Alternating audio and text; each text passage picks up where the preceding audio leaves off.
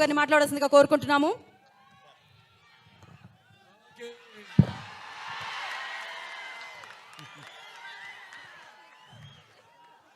ఉగ్రం వీరం మహావిష్ణుం జలంతం సర్వతోముఖం నృసింహం భీషణం భద్రం మృత్యుం నమామ్యం.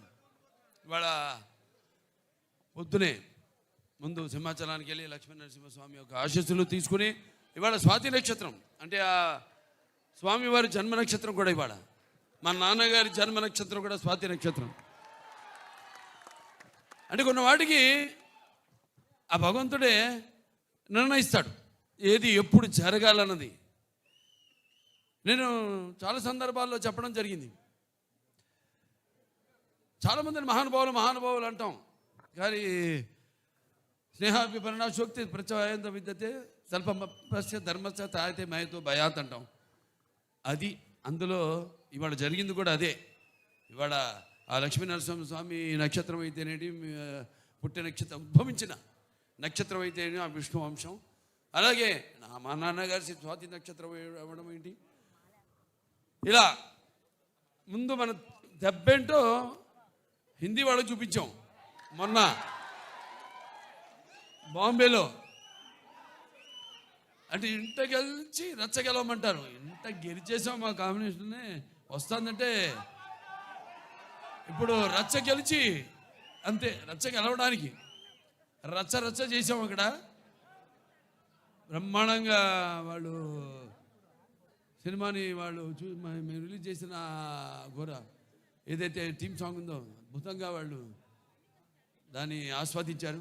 మళ్ళీ వాళ్ళ విశాఖపట్నం ఏదైతే మన ఆంధ్ర రాష్ట్ర ఆర్థిక రాజధాని అయిన విశాఖపట్నంలో ఈ కార్యక్రమం జరుపుకోవడం అంటే విశాఖపట్నానికి నాకు చాలామంది చూస్తుంటాను. ప్రతి వీధిలో షూటింగ్ చేశాను. ఇక్కడ నాకు తెలియని వీధి అంటూ లేదు. ఇక్కడ ఎన్ని సినిమాలు.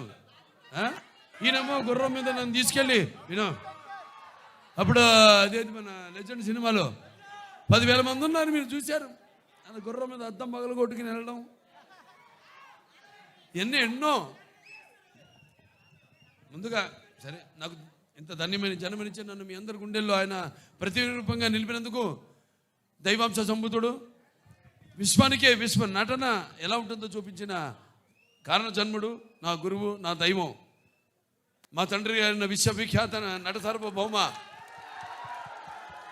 నటరత్న కళా ప్రపూర్ణ డాక్టర్ పద్మశ్రీ నందమూరి తారక రామారావు గారికి ఆయనకి నా అంటే వాగ్రత సంపర్తం వాగ్రత ప్రతిపత్తే జగతో పితరం వందే పార్వతీ పరమేశ్వరం. అటు తల్లి యస్మాత్ పార్థిపత ప్రాతుర్భూతుని భక్తి గురుణ సంతుల మాంసే శాస్త్రం తస్మై సర్వజ్ఞ మూర్తే పిత్రే. అంటే సగం నాకు ఈ శరీరాన్ని ఇచ్చి నాకు మా గురువుల దగ్గర పాఠాలు నేర్చుకోవడానికి అయితేనేమి ఇవన్నీ నాకు అవకాశం ఆయన సినిమాల ద్వారా అలాగే బయట గురువుల ద్వారా నాకు పాఠాలు నేర్చుకోవడానికి నాకు అవకాశం ఇచ్చిన నా తండ్రి గారికి, అలాగే మా తల్లిగారు బసవతారకం గారికి, వాళ్ళకి ఈ సభాముఖంగా నా ధన్యవాదాలు తెలియజేసుకుంటూ ఇప్పుడు మన సినిమా విషయానికి వస్తే తాండవం, అఖండ తాండవం మొదటి సినిమా భాగం చూశారు మీరు. ఆనాడు ఆ కోవిడ్ పరిస్థితుల్లో ఆ పాండమిక్లో చిత్రం విడుదల కావడం మొట్టమొదటి భారతీయ చిత్రం. అసలు జనం వస్తారా రారా థియేటర్ కన్నా పరిస్థితుల్లో ఆ సినిమాను విడుదల చేయడం, దాని తర్వాత అది ఘన విజయం సాధించడం, అందరికీ ధైర్యం రావడం, వాళ్ళు కూడా వాళ్ళ సినిమాల్ని విడుదల చేయడం, మన వాళ్ళే కాదు యావత్ భారతదేశపు చలనచిత్ర పరిశ్రమ కూడా వాళ్ళ సినిమాలన్నీ ధైర్యంగా వాళ్ళు విడుదల చేయడం జరిగింది. ఇవాళ మళ్ళీ అఖండ తాండవంతో మేము ముందుకు వస్తున్నాం. చూసాక పాట ఎలా ఉంది?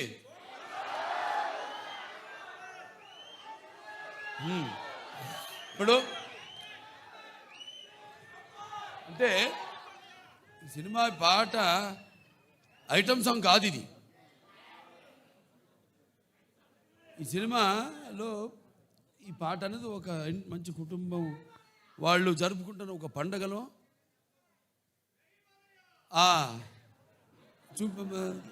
తీసిన పాట ఇది. సో ఈ సినిమా చూస్తారు మీరు. ఈ పాటే కాదు, సినిమాలో మా సంయుక్త మెనన్ ఆవిడ పాత్రను చూస్తారు మీరు. పాటలో గ్లామర్ చూశారు. ఇప్పుడు ఆవిడ రేపు సినిమాలో ఆవిడ పాత్ర ఎంత అద్భుతంగా ఆ పాత్రకు, అంటే మా దర్శకులు బోయపాటి శ్రీను గారు మరి ముత్యాలు ఏటుపాలుగా దొరికితే చూడడానికి ఎంత అందంగా ఉంటాయో అంత అందంగా నటినట్టు నుంచి భావాల్ని రాబట్టగలిగిన దర్శకుడు మా బోయపాటి శ్రీను గారు. అంత బాగా బ్రహ్మాండంగా ఆ పాత్రను రచించి అంత అద్భుతంగా ఆవిడలోంచి ఆ భావాల్ని ఆ పాత్ర చూస్తారు రేపు మీరు. ఎంత అద్భుతంగా ఆవిడ కూడా నటించి ఎంత బాగా ఆ పాత్రకు న్యాయం చేసిందో. అలాగే మా భాను మాస్టర్ గారు ఉన్నారు ఇక్కడ. ఏది మన అక్కడ జయబాలయ్య పాట, ఇప్పుడు మళ్ళీ ఈ పాట చాలా అద్భుతంగా ఆయన కంపోజ్ చేయడం జరిగింది. మూమెంట్స్ అన్నీ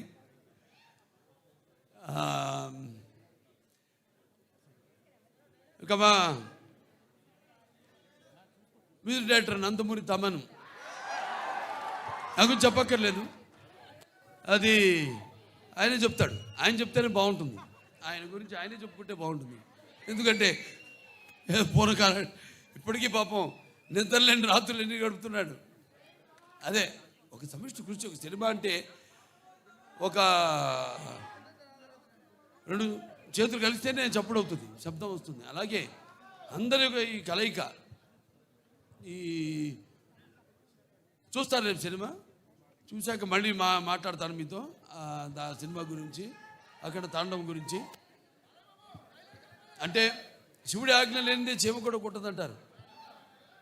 అటువంటిది ఈ సినిమాలో ఎవరి ఆజ్ఞతో ఏం జరుగుతుందో ఈ సినిమాలు రేపు మీరు చూస్తారు. మీరు అలాగే కాశర శ్యామ్ గారు ఎంతో బాగా రాశారు పాటని. అలాగే శ్రేయ ఘోషల్ గారు, అలాగే బ్రిజేష్ షాండిలే గారు వాళ్ళ గొంతుల్ని అరువిచ్చారు, ఎంతో బ్రహ్మాండంగా పాడారు పాట. ఇలాంటివి ఇంకా చూస్తారు సినిమాలో రేపు. ఇక సినిమా ఎలా ఉంటుందంటే కొన్ని మనం చెప్పకూడదు, బయట పెట్టకూడదు. థియేటర్లో చూసినప్పుడే మీకు తెలుస్తుంది. ఎందుకంటే అఖండ ఒక మొదటి భాగాన్ని పెద్ద అందరినీ ఎంతో సంబరాశ్చర్యాలకి గురి చేసింది ఆ సినిమా. అటువంటిది ఈ సినిమా మీద మీ ఎక్స్పెక్టేషన్స్ ఎలా ఉంటాయి? అలాగే ఇప్పుడు ఈ దైనందిన కార్యకలాపాలతో సతమతమవుతూ సినిమాను కూడా ప్రేక్షకుడు ఒక నిత్యావసర వస్తువుగా ఎన్నుకున్నాడు. అప్పుడు ఎటువంటి సినిమా తీయాలి, ప్రేక్షకుల్ని ఎలా ఆకట్టుకోవాలి అన్నది సినిమాలో నిర్మాతలు వాళ్ళు ఆలోచించవలసిన విషయం. అటువంటిది రాము ఆచటి గోపి గారు, రామాచట్టి గారు, గోపి ఆచట్టి గారు ఎంతో అద్భుతంగా, అంటే ఏ విషయంలోనూ వారు కాంప్రమైజ్ కాకుండా ఎంతో మంచి సినిమా తీశారు. వాళ్ళు అదృష్టవంతులు. ఎందుకంటే సినిమాలో పనిచేసిన ప్రతి వాళ్ళు అదృష్టవంతులు అంటాను నేను. అందరినీ ఆ భగవంతుడు ఎన్నుకున్నాడు. ఎవరు ఏమేమి ఎన్నో శాఖలు ఉంటాయి. ఆ శాఖలకి ఏ శాఖలకి ఎవరెవరు పనిచేయాలన్నది ఆ భగవంతుడే ఎన్నుకున్నాడు. అలాగే హర్షాలి ఆవిడ పాత్ర కూడా చాలా చూస్తారు. భజరంగ భాయిజాన్లో చేసింది అప్పుడు చిన్న పిల్ల. ఏది మనం డాకుమారలో చేసిందో పాప వేదాన్ని. అప్పుడు ఆ అమ్మాయినే దీంట్లో చూస్తారు పాత్ర కూడా ఎంతో అద్భుతంగా. ప్రతి పాత్ర కూడా ఒక్కళ్ళని కాదు, అందరూ అద్భుతంగా వాళ్ళ పాత్రల్ని చేశారు. అలాగే ఈ సినిమా నేను కూడా ఎదురు చూస్తున్నా డిసెంబర్ 5 కోసం. నిన్న ఇవాళ పొద్దున హిందూపూర్ నుంచి వచ్చాను. 3 రోజులు హిందూపూర్లో పర్యటించి అక్కడ పనులను చూసుకుని ఇవాళ ఇక్కడికి రావడం జరిగింది. మళ్ళీ ఇక ఈ సినిమా మొదటి ఫంక్షన్ అక్కడ చేయడం. ఇది కేవలం తెలుగు సినిమా కాదు, ఇది మరి మన భారతీయ అంటే సనాతన హైందవ ధర్మం అంటే దాని ఒక శక్తి, దాని యొక్క గౌరవం, అలాగే దాని యొక్క పరాక్రమం ఏంటో ఈ సినిమాలో చూస్తారు మీరు. అంటే మన సనాతన హైందవ ధర్మం అన్నది మన జాతి మూలాలు. మన జాతి ఏం నేర్పిస్తుంది? సత్యం కోసం పోరాడండి, ధర్మంగా జీవితాన్ని గడపండి, అలాగే అన్యాయం ముందు తల వంచవద్దు అని చెప్తుంది మన సనాతన హైందవ ధర్మం. సో అలాగా ఈ సినిమాలో ఎలా దాన్ని ఎలా ముందుకు తీసుకెళ్ళాం సినిమాని రేపు చూస్తారు మీరు. ఇది కేవలం నేను చెప్పినట్టు ఒక తెలుగు సినిమా మాత్రమే కాదు. ఇప్పుడు రేపు మళ్ళీ కర్ణాటకకి వెళ్తున్నాం, అక్కడ చింతామణిలో మళ్ళీ కన్నడ సినిమా ఫంక్షన్కి అటెండ్ అవుతున్నాం, అక్కడి నుంచి మళ్ళీ చెన్నై వెళ్తున్నాం. ఇలా ఈ సినిమాని అంటే ఇటువంటి మంచి సినిమా మనకు తెలుసు, మంచి సినిమా ఇదేంటో అనేది. వాళ్ళు మన దెబ్బకే దెబ్బ తిరిగిపోయింది వాళ్ళకి. మన బాంబేలో చేసినప్పుడు ఈ హిందీ టీజర్ రిలీజ్ చేసినప్పుడు. సో ఈ సినిమాని అఖండ టైటిల్ సాంగ్, అలాగే అందరికీ చూస్తారు. సినిమా అయిన తర్వాత మళ్ళీ మాట్లాడతాను. సో ఈ సినిమాని ఇక్కడ డిస్ట్రిబ్యూట్ చేస్తున్న సతీష్ గారు డైలాగ్ చూస్తారు కదా, అంతే ఈ సినిమా. అలాగే బాబు, ఓ సందర్భం వచ్చింది, అదే మీరు లెజెండ్ గురించి మాట్లాడారు. మన లెజెండ్కి ప్రొడ్యూసర్సు వీరే బాబు, వీరే. అలాగే బ్రదర్ ఒక ఇన్సిడెంట్ చెప్పాలి, అది చెప్తాను బాబు. ఇక్కడ వైజాగ్లోనే మన వైజాగ్లోనే ఆర్కే బీచ్లో ఒక విల్సన్ అనే ఒక నల్లటి హార్స్ తీసుకుని వచ్చాం. అది చెన్నై నుంచి వచ్చింది, మోస్ట్ పవర్ఫుల్ హార్స్. దానిలో ఆర్కే బీచ్ ఒడ్డున మనం ఒక కాఫీ డే వేసి, బాబు ఇప్పుడు